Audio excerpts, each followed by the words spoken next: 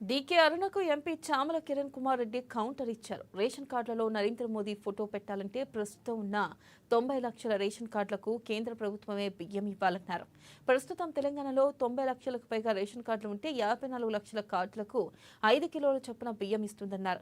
మిగతా 34 లక్షల రేషన్ కార్డులతో పాటు కేంద్ర ప్రభుత్వం ఇస్తున్న 54 లక్షల కార్డులకు 1 కేజీ చొప్పున అదనపు బియ్యాన్ని రాష్ట్ర ప్రభుత్వమే ఇస్తుందని వెల్లడించారు.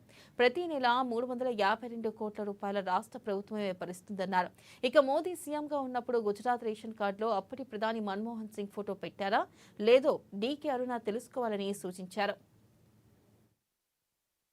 చెప్పే విధంగా నరేందర్ మోడీ గారి ఫోటోను రేషన్ కార్డుల మీద పెట్టాలని మీరు అడుగుతున్నారు. మీకు ఒక్కటే విన్నపించుకోదలుచుకున్నా. ఈ రోజు తెలంగాణలో 90 లక్షల రేషన్ కార్డులు ఉంటే 54 లక్షల రేషన్ కార్డులకే సెంట్రల్ గవర్నమెంట్ నుంచి బెనిఫిట్ వస్తుంది.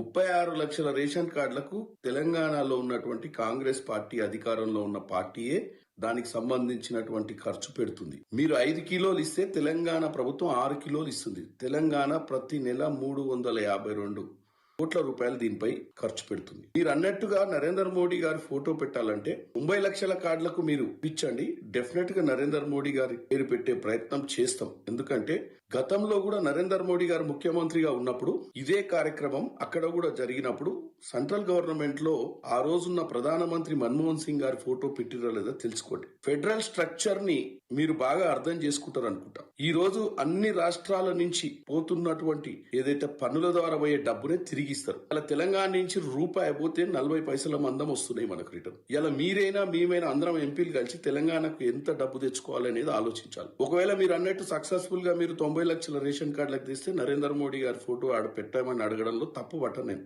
కాబట్టి మనము రానున్న బడ్జెట్ సెషన్ లో డెఫినెట్ గా మనం ముందుకు పోయి వీలైనంత వరకు బడ్జెట్ తెచ్చే ప్రయత్నం